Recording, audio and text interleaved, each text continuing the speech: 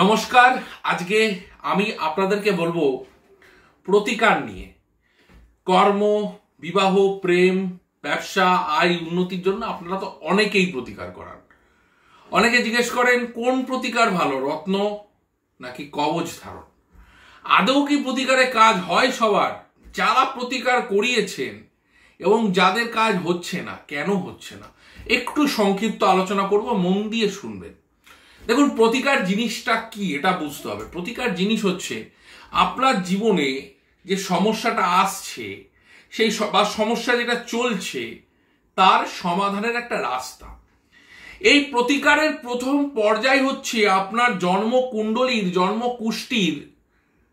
কুষ্টিটাকে বিচার করে জ্যোতিষী একটা পথে হাঁটার নির্দেশ দেবেন, যে আপনি এই কর্ম না করে এই কর্মটা করুন, অথবা আপনি এই ব্যক্তিকে বিবাহ না করে অন্য আরেকজনকে বিবাহ করুন, কারণ এনার সাথে আপনার কিন্তু ম্যারেজ ম্যাচিং হচ্ছে না। এটা হচ্ছে প্রতিকারের প্রথম পর্যায়। অথবা আপনি যে ভুলটা করছেন সেটা করবেন না, বা শত্রুতা আপনার কোন দিক থেকে আসতে পারে সেই দিকগুলো সতর্ক থাকবে। এটা প্রতিকারের প্রথম পর্যায়। এবার মূলত আমরা জ্যোতিষ শাস্ত্রে আমরা 2-3 ধরনের প্রতিকার আমরা প্রথমে দেখে থাকি। আপনাদের অনেকের আগ্রহ যে দাদা সব থেকে কার্যকরী প্রতিকার কি, যেটার কাজ সব থেকে বেশি। আমি বলছি যাদের হাতের গঠন ভালো তাদের দাদা গ্রহ রত্ন ধারণ না করলেও কাজ হয়। পয়েন্টটা নোট করবেন। এবার হাতের গঠন ভালো কি করে বুঝবেন সেটা আমি আপনাদেরকে অন্যান্য ভিডিওতে বলবো, তবুও আংশিকভাবে বলি। যাদের হাত একটু লম্বা, একটু চওড়া স্থূল মাংসল হাত, এবং যাদের হাতের শিরোরেখা একটু সোজা, তাদের কিন্তু রত্ন প্রতিকার না করলেও চলে।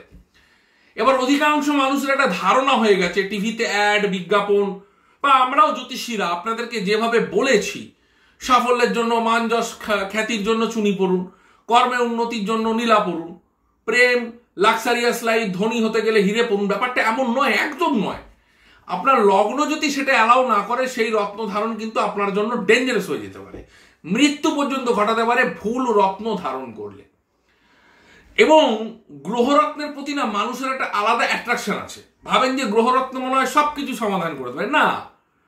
গ্রহরত্ন আপনার কুষ্টিতে পার্টিকুলার একটি গ্রহের অরাকে বুস্ট করতে পারে, ডিসিশন মেকিং জায়গাটাকে ঠিক করতে পারে, আপনার প্রতি মানুষের গ্রহণযোগ্যতা বাড়াতে পারে। পার্টিকুলার এগুলো অরা বুস্টিং এর কাজ করে। কিন্তু আপনার কুষ্টিতে ধরুন কালসর্প যোগ আছে। কালসর্প তো 12 প্রকার হয়। বাসকি কালসর্প, অনন্তনাগ কালসর্প, তক্ষক কালসর্প, এবং 12 রকমের কালসর্প হয়। রাহু কেতুর 12টা অবস্থান ভেদে 12 রকম কালসর্প। তার প্রতিকার কিন্তু গ্রহরত্নে হয় না। কিভাবে হবে? কারো কুণ্ডলিতে দেখা যাচ্ছে কেমদ্রণ যোগ আছে। কেমদ্রণ যোগটা কি? সেটা থাকলে তার তো রত্ন প্রতিকার হবে না। এরকম জ্যোতিষে 27টা সূর্য সিদ্ধান্ত যোগ আছে, প্রচুর ধরনের যোগ আছে। তাহলে সেই যোগগুলোর প্রতিকার কিভাবে হবে? তার প্রথম পর্যায় হচ্ছে আপনার বাড়ির বাস্তু, যেটা শুরু করতে হবে আপনার বেডরুম দিয়ে। আপনি জেনে রেখে দিন, সব থেকে কার্যকরী যদি কোনো প্রতিকার হয়, সব থেকে এফেক্টিভ যদি কোনো প্রতিকার হয়, সেটা হচ্ছে বাস্তু প্রতিকার।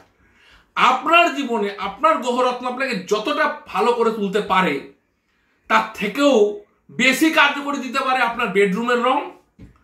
আপনার বেডরুমে বেডটা কোথায় আছে, আপনার বেডরুমে আয়না আছে কিনা, এবং আপনার বেডরুমে কালার কি, আপনার বেডরুমটা চৌকো না লম্বাটে, আপনার বেডরুমের পরিবেশ কি, আপনি খাটের তলায় কি কিছু রেখে ঘুমাচ্ছেন কিনা।